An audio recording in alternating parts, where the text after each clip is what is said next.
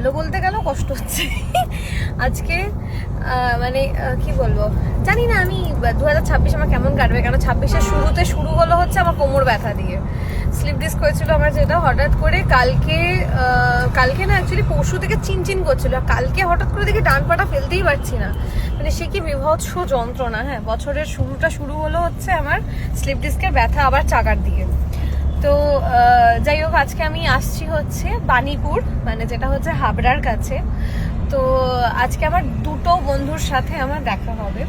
একটা বন্ধু হচ্ছে সায়ক, কারণ সায়ককে আমি এখনো বলিনি। ফার্স্ট অফ অল আমি প্ল্যানিং করেছি ঠিক সায়কের বাড়ির কাছাকাছি যাব বা কিছু একটা করব, গিয়ে সায়ককে ফোন করব যে রাতে রেডি হ, বেরোবো।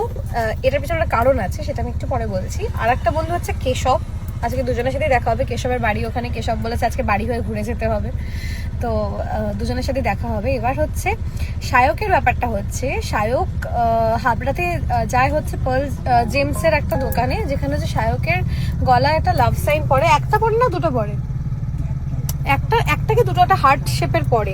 ওটার দিকে না অনেকদিন ধরে নজর আমার, আমি অনেকবার চেয়েছিলাম ঠিক আছে যে আমাকে একটু তোর এই স্টোনটা একটু দিস বা আমাকে একটু এরম এনে দিস। ও আর এনে দেবে না, বুঝে গেছি।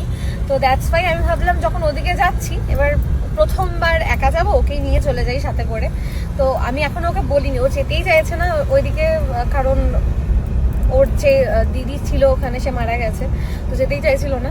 তো কোনো রকমের আমি ওকে এখন বলবো না, আমি আগে বলবো রেডি হ, এরকম কিছু করতে হবে, রেডি হওয়া, নিচে নাম। তো তাছাড়া আজকে বাড়িতে আছে, আর নতুন বছরে দেখাও হয়নি, আমাদের চল প্রোগ্রামও দেখা হয়ে যাবে। আমি তুই আমার সাথে গেলে আমার মানে ব্যাপারটা কেনাও হয়ে যাবে।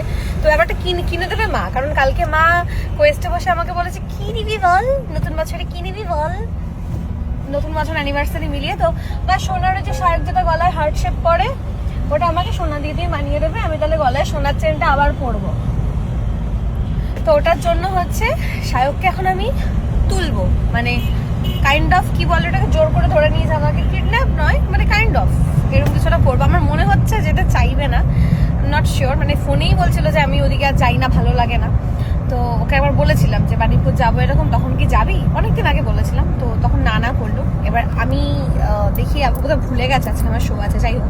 তো আজকে আরেকবার একটু মানে গুতা মারতে হবে, এরকম হচ্ছে ব্যাপার। আমি ফোনটা করে নিবে, যে নম্বরে আপনি কল করেছেন কেটে দিল, বর্তমানে ব্যস্ত কি অসভ্য, কেটে দিল। দেখো কিছুক্ষণ পরে চেষ্টা তারা তো আর একটা নাম্বার আছে, ওটাই করি।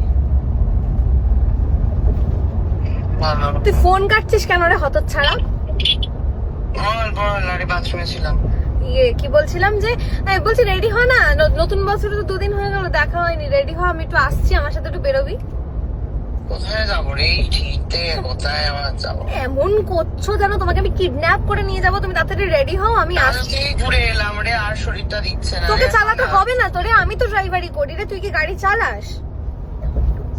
আচ্ছা হ্যাঁ আমি চালাবো, তো তোর গাড়িও বের করতে হবে। তুই কিরকম সাজবো, এমনি চিটির পিটির যাওয়ার জন্য নাকি ভালো করে? আমি চুড়িদার পরেছি, এবার তুই দেখ তুই কি পরবি। তুই যে আমার ভালো কোথাও খাওয়াতে নিয়ে যাচ্ছিস বন্ধু? খালি খাওয়ার গল্প, তুই আগে বেরো, তারপর দেখছি হাওয়াও খাওয়াতে পারি। ভালো করে সেজে যাচ্ছি তাহলে, ওকে ওকে, হ্যাঁ হ্যাঁ 10 মিনিট বেশিক্ষণ নেই কিন্তু।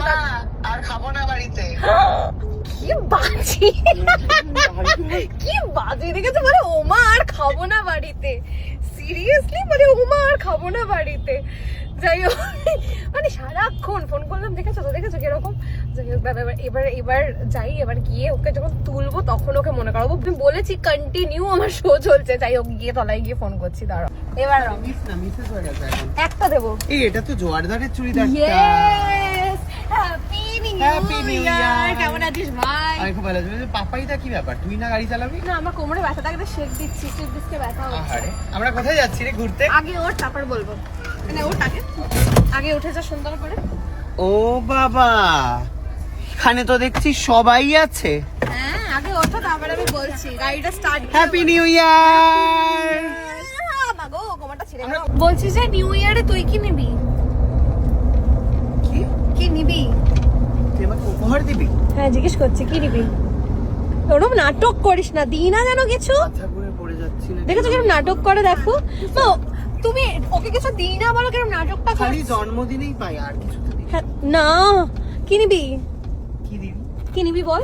বাহ, বরকে দিয়েছে বেল্ট, তারপরে কি জানো প্লিজ trolley। ওটাতে কি ট্রলিটা মা দিয়েছে, কিন্তু বেল্টে আমার কিডনি অলরেডি খুলে গেছে। কত দাম রে বেল্ট? 24,500। কোথায় ওই বেল্ট দেখে ওর লাফানো উচিত ছিল। হ্যাঁ, কি এটা এটা কি করলো? ঘুমাচ্ছিল নাকি? এক্স্যাক্টলি। মা কপিরাইট, গান বন্ধ করো, আমারই কপিরাইট, আমি খেয়ে ও কি নেবো। ঘুমাচ্ছিল? হ্যাঁ, যাই হোক, কি এরা, ও, তুই কি নিবি বল? চাইছিলাম। এক্স্যাক্টলি, আমারও খুব বিরক্ত লেগে গেছিল। তুই কি নিবি বল? আমি কি নেবো? চল না দেখি তাহলে। আমাকে কি দিবি? হ্যাঁ, কি দিবি? যে পাথরটা কিনতে চাইছিস তুই, ওটা তো মা দেবে বলছিল। ওটাই নয় দিয়ে দেবো আমি তোকে। যা, তাহলে মা কি দেবে? সোনা দিয়ে বাঁধিয়ে দেবে। বা ও, রূপো তুই দিয়ে। পাথর দিবি, মা সোনা বা রূপো দিয়ে বাঁধিয়ে দেবে। হ্যাঁ। ও, পাথরেরই তো এই হ্যাঁ, পছন্দ রূপো আমার। দিয়ে বাঁধিয়ে দিও মা, আমাকে রূপোচ্ছেন করতে বলেছো, তাহলে রূপোতে করতে সুবিধা হবে। হ্যাঁ, বেস্ট বেস্ট, ঠিক আছে, ওকে, চলো ডিল ডান। বাকিটা হচ্ছে হাবড়াতে গিয়ে তারপর দেখাচ্ছি কি অশান্তি শুরু কোথায় হয়। গান গাইতে আসছিস বলে দে। হ্যাঁ, বাণীপুরে আসছি, বাণীপুরে। জান সব বেশিরভাগই সবাই জানে। বাড়িটা পুরো আমার দিদির বাড়ির সামনে। তাই বাণীপুর মেলায় আসছি আজকে আমি, যারা জানো না তারা চলে এসো, হাবড়াতে দেখা হচ্ছে। হাবড়া।